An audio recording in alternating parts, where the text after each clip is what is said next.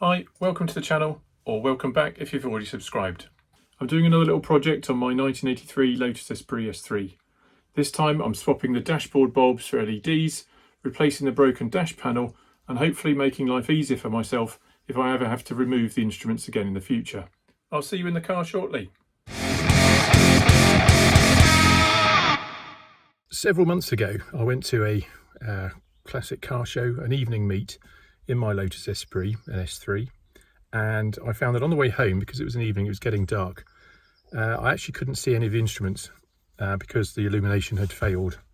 So I sort of put that to the back of my mind and thought, well, I'll have to do something about that one day. And that day came a couple of weeks ago when I was doing something else, but I thought, I know, I'll swap out all of the bulbs for LED. So I bought the LED, or I undid the dashboard. The panel was broken as well. This is the surround that goes around the dials, and you see that's broken. And actually, there's some sort of cocktail sticks that someone's put in the corner to try and mend it or make it a little bit stronger. But it's a bit of a flimsy item anyway. So in taking that out, I then saw that all the bulbs were sort of proper, obviously incandescent bulbs. Ordered the correct LEDs, got those sorted out and put them back in. And lo and behold, it all worked. I also had this from the service book. Now, this is only an A4 version of it. It would be great to have had this in, I don't know, A2 or something to be able to see it a bit better.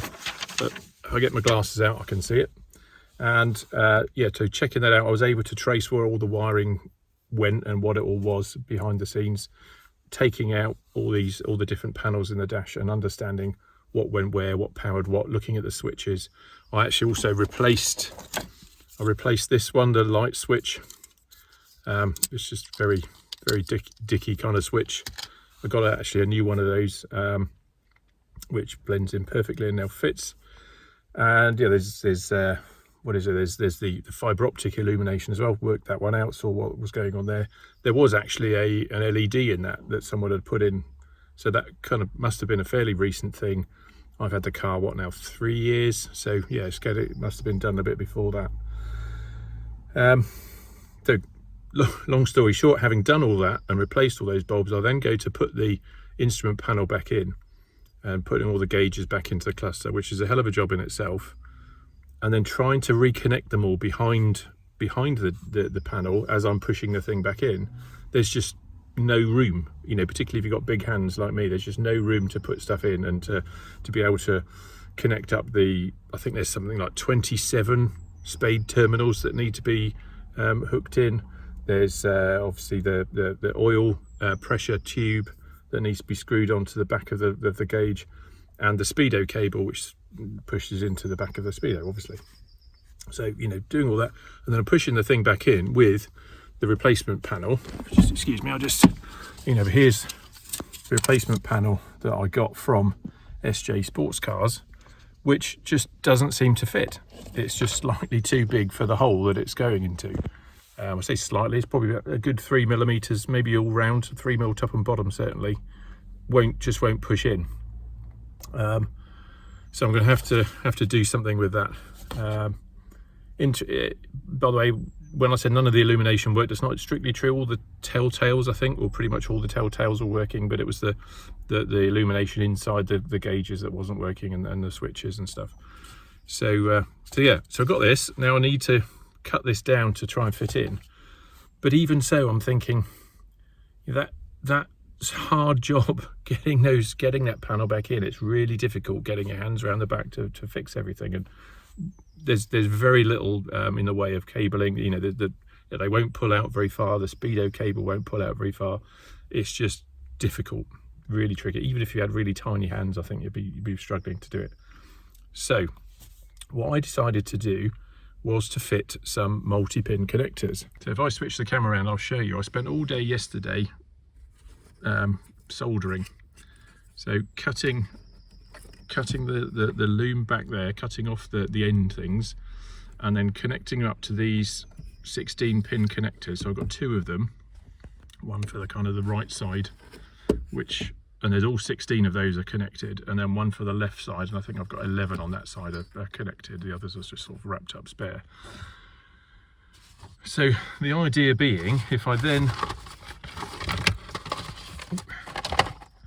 the idea being then, if I've then sort of created these on the other end of it, with all these are the things that came off, all the lamps and the other stuff, that it should be relatively easy to click them back in.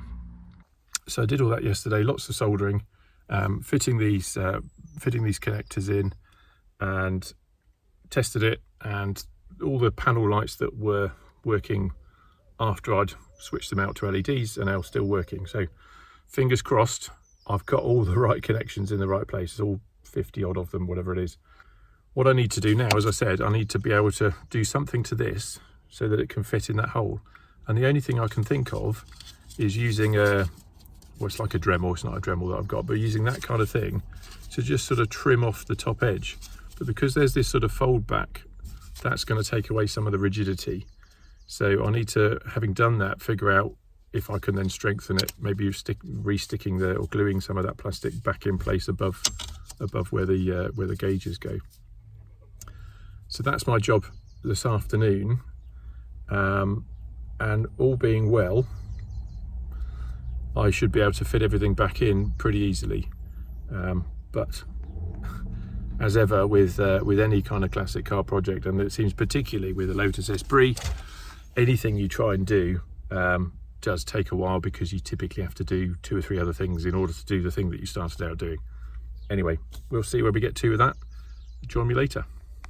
Okay, I've got a tiny bit more to go, trimming off maybe off the top edge there, but that looks to be in pretty much. It didn't go straight in. I had to kind of shimmy it sideways a little bit, but yeah, we'll see how that goes. So after much fettling, I've got the panel to fit. Took quite a bit off, particularly this top edge here, so I don't know why that is. Maybe this whole kind of binnacle is warped and got out of shape. So I need to make the holes bigger for these screws so they're not catching. But otherwise, it's all okay. This telltale here, it's the fasten seatbelts, when that was broken, quite badly broken, and obviously badly glued previously, so it wouldn't sort of pop in properly. So I've just actually taken the back part of it off and re-glued it sort of the other way up, because it was where it was broken, so that should still work. So now I should be able to start building up the cluster, putting the instruments back in. Well, the good news is that it fits, so I managed to get that in. The less good news is that I haven't yet connected everything up behind it. It's just doing a kind of a dry fit with no leads and things tangled in the way. So fingers crossed it'll go in again. So that's the back of the cluster, all wired up using these 2 multi-pins and all the various different connections. Again, very important to use the circuit diagram, wiring diagram, to make sure I've got all these telltales the right way, and make sure I've got all the things like, is that on the fuel, is that on the temperature correctly. So obviously you've got the speedo cable to fit once the thing's up near the binnacle. I suspect that's probably going to be one of the hardest things, along with down here the oil pressure pipe. Well, in for a penny, in for a pound, got to do it. So this is a bit of a result. This is the oil pressure cable, oil pressure pipe. It's got a bit of masking tape on there at the minute to stop any oil coming through. And it was routed through a hole just over here, and then it has to come across here to the gauge, which is always awkward. Wasn't enough of it, but I managed to find another closer hole there, so you can trace it underneath the dash. So now I've got more than enough to be able to connect that back here, so that's really good. If only the speedo cable was quite so straightforward. Okay, so there it is fitted. I managed to get it in. Still a little bit bowing there, where it's not quite narrow enough, but that's in, and it's a lot better than it was before.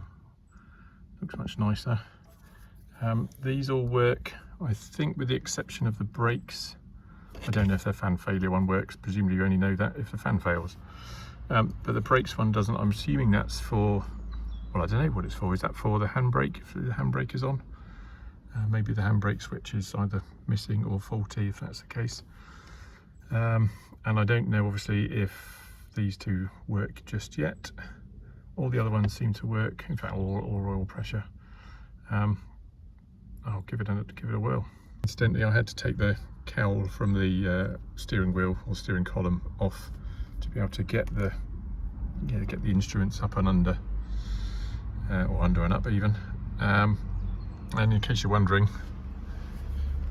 this extra 70mm here, this spacer, is because I have very long legs. If you want to know what that's all about, I have done a video about how to get a tall person into a Lotus Esprit, and that is the key. So, steering wheel back on, the shroud for the steering column back on, and I guess I better try and start it. Okay, engine's running, the volts meter is coming up, oil pressure has come up, temperature is wiggling, and the fuel level is coming up, and the rev counter is working. Don't know when that ignition light will ever go off, assuming it's ever supposed to, I don't know.